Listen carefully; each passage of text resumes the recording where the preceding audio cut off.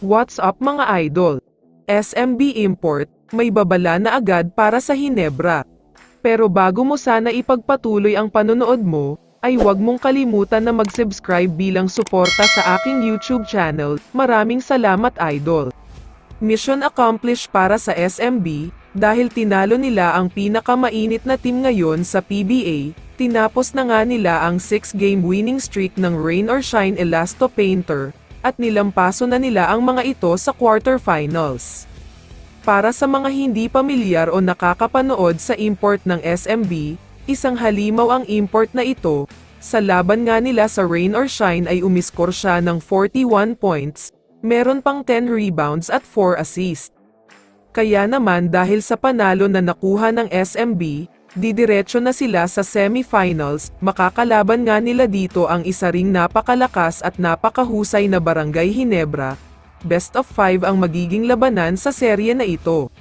Samantala, alam naman nating lahat na kapag naglalaban ang San Miguel Beermen at Barangay Hinebra, sobrang classic talaga ang nagiging banggaan nila, pero maraming nagsasabi na baka magkakaroon ng bigayan sa serye na ito.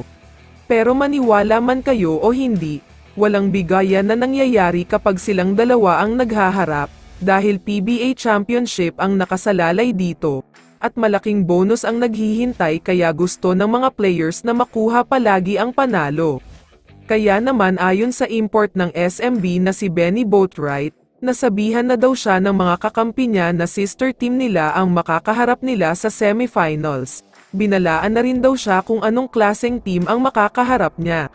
Ayon kay Boatwright, sinabi daw ng mga teammates niya pati ng SMB management na ang Barangay Hinebra ang pinakasikat na team sa PBA, at hindi daw dapat maliitin dahil ang mga ito ang defending champion sa Commissioner's Cup. Pero ayon mismo sa import ng SMB, wala daw siyang pakialam kung sino o gaano kalakas ang makakalaban nila sa semifinals. Alam daw kasi niya na kahit anong team pa ito ay kayang-kaya nilang talunin.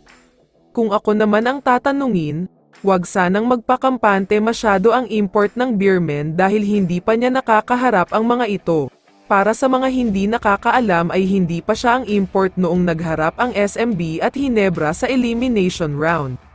Kaya naman hindi pa niya nararanasan kung paano makalaban ang Barangay Hinebra, at hindi pa niya alam kung gaano kalakas ang mga ito.